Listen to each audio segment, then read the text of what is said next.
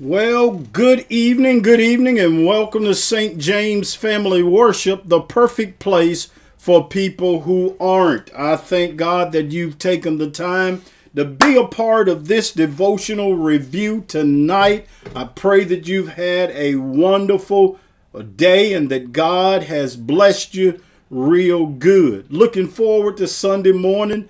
Don't forget, it's St. James Family Worship at 9 a.m. Sunday school begins again at St. James, 9 a.m. Sunday morning. And of course, a dynamic worship service following at 10 a.m. 1005 Nobles Road with Tumpka, Alabama. Come on out, be a part of a great explosive move of God. And in the foyer after service, I'll be there just thanking God for you coming to see us. Let me know that Pastor Smith, I'm your special guest from the internet. Today is day 155. Day 155.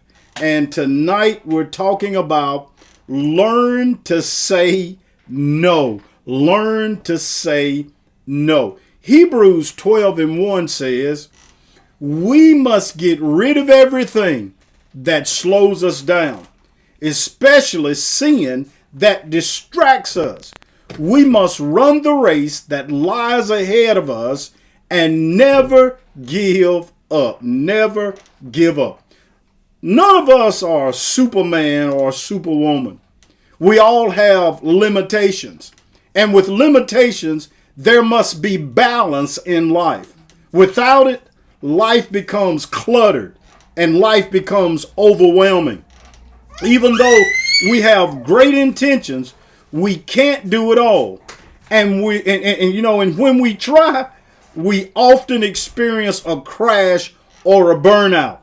And believe it or not, it's easy to do it and not realize it until it happens. Saying yes to mom, yes to dad, yes to brother, sister, yes to friends, co-workers, community events, and even church auxiliaries can sometimes overwhelm you. And we can have the greatest of intentions. It's something, these things happen. And we have the greatest of intentions of good when we say yes. We sometimes equate busy with productive. I'm going to say that again. We sometimes equate being busy with being productive and saying yes to people as something spiritual, thinking that I'm doing the spiritual right thing. But however, sometimes the most spiritual thing you can do, Lord have mercy, is say no. The old cliche is you have too many irons in the fire. Or if you burn the candle on both ends of the stick, you're not as bright as you think you are. When you have too many irons in the fire, life will become simply overwhelming. Your life, your family life, your professional life, and your spiritual life will begin to suffer.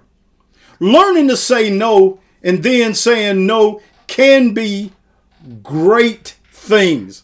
Say that again. Learning to say no. See, because you have to learn how to say no. Learning to say no and then saying no can be a great thing. Actually, when we choose yes to one thing, it only means saying no to other options. What are you saying yes to in your life? Your life is filled with things that you're doing, but what are you saying yes to? Are there small besetting sins that you're saying yes to that are possibly shrinking your spiritual growth? In our text tonight, it says, we must get rid of everything that slows us down, especially sin that distracts us. We must run the race that lies ahead of us and never, never give up. In running a race, you must not get bogged down with extra weight. Running a race with 50 pounds of sand on your back is not productive to your race.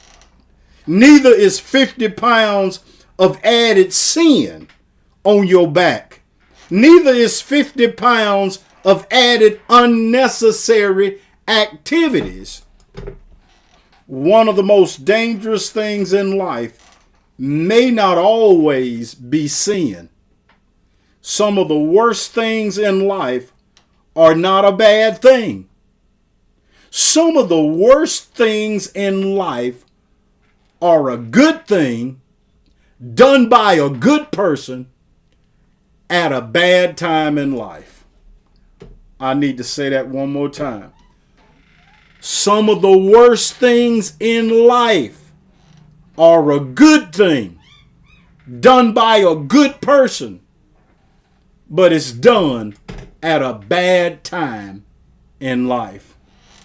Everything is not for you to do, and definitely not for you to do right now. Solomon said there's a time and a season for everything under the sun. Be sure you're acting in the right season of your life. You can't do it all, and to try will simply land you in burnout and disappointment. So, practice saying no to insignificant things, things that don't add value to your life, things that don't add value to your spirit. Rest assured, saying no isn't a sign of a lack of faith. It's the first step in narrowing our focus, recharging our mind, revitalizing our body, and strengthening our faith. Here is the real deal. We have to say no to some things so we can say yes to the most important things, like faith, family, and friends.